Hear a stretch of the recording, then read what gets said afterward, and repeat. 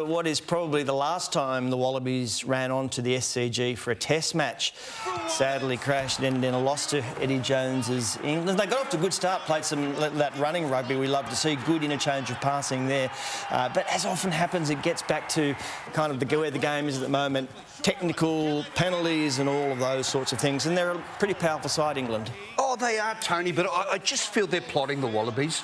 Like, they're in this series. They were OK the other night, but they've won one out of their last 6 tests. And I'll tell you something, the code lacks heroes and villains. Like, who's the Wallaby you enjoy watching most? You tell me, the highest profile Wallaby. Can you name one? You know, Quade Cooper probably isn't. He didn't even play, so... Sorry? Corabetti, maybe, yeah.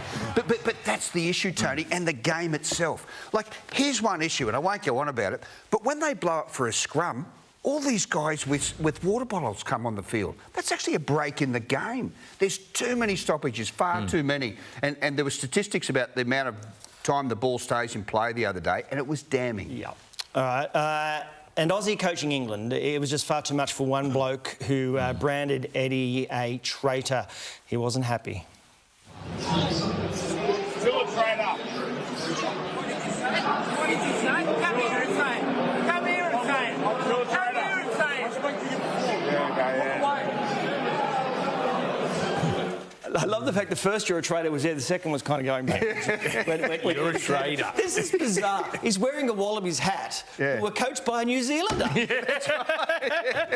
And I also love the fact that he's saying, come here, knowing full well there's a fence between him and security guards. But I've got to say this, yeah, sure, Eddie would be embarrassed by that footage, and he lost that battle, I reckon, because he snapped, and he's normally better than that. But Australia is trying to recruit Eddie Jones as we speak for down the track, and he pumped up this series.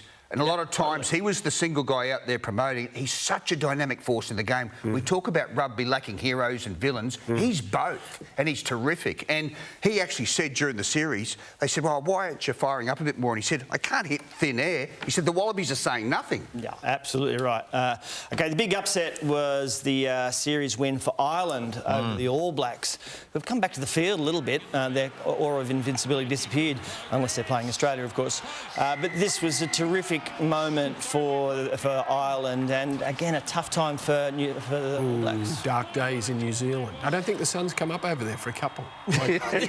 Really, can you imagine what is happening over there in terms of talkback radio? And they are.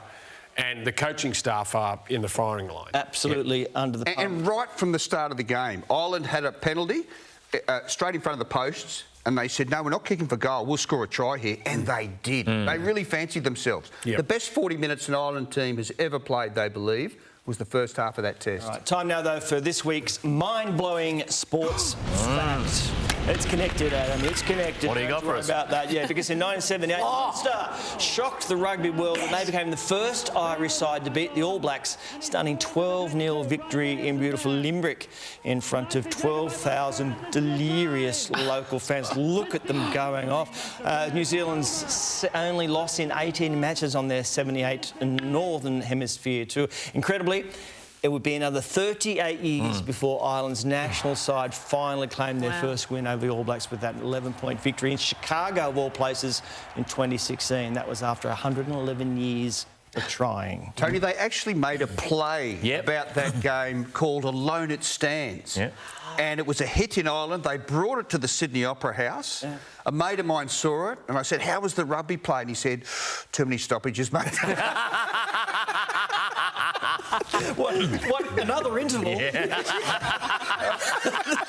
All right, this is my favourite footage from the week. Under 20 South Africa and Wales. Look, Welsh lock Duffy Jenkins decides the box huddle's the perfect place to get a drink. He's escorted from the bar, as you can see. I just love that, the cheek of that guy, because he's not the first player to turn up uninvited with the opposition. Happens basketballers love it, just to eavesdrop on a huddle.